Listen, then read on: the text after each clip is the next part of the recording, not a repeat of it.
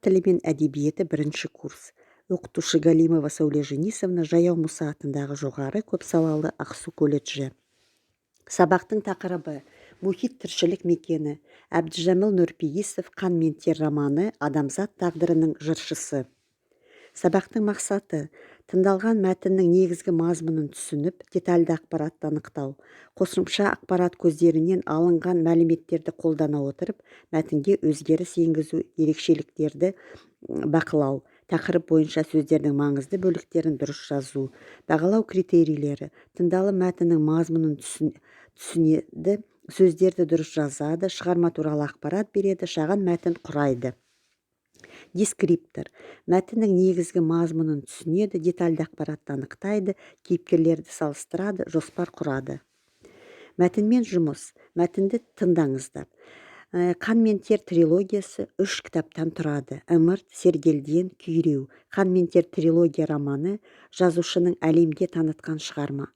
Бұл романды жазушы 15 жыл жазды. Қан мен тер символдық атау. Қан өмір үшін күресті бейнелесе, тер сол күрес жолындағы қиындықтар символы.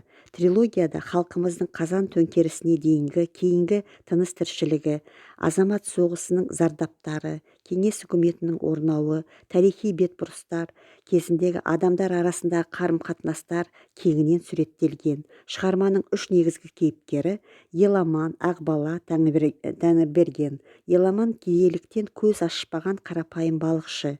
Тәңірберген атақты бай мырза. Ақбала өзі сүйген жанды сүйе алмайтын жан. Романдағы жиынтық мінез кейіпкерлер арқылы қазақ халқының тағдыры суреттеледі. Осы мәтінді өздеріңіз тағы бір рет оқисыздар, негізгі ойын түйіндеп жазасыздар. Сөздікпен жұмыс. Сөздік жұмысы: түсініксіз сөздерді тауып, аударма сөздіктерінен аудармасын табу, оқи отырып аудару. Толықтырып: қан, тер, күрес, қазан төңкерісі, ымырт, сергелден, күйреу. Осы сөздермен жұмыс жасайсыздар.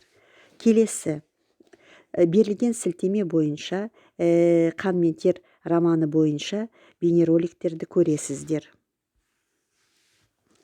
Талдау жасайық. «Қан мен тер» романы авторы Әбдіжәміл Нұрпейісов. Тақырыбы ел, халық, оның әлеуметтік тағдыры туралы шығарма. Әдеби жанры әлеуметтік психологиялық типті шығарма. Эпикалық жанр түрі роман.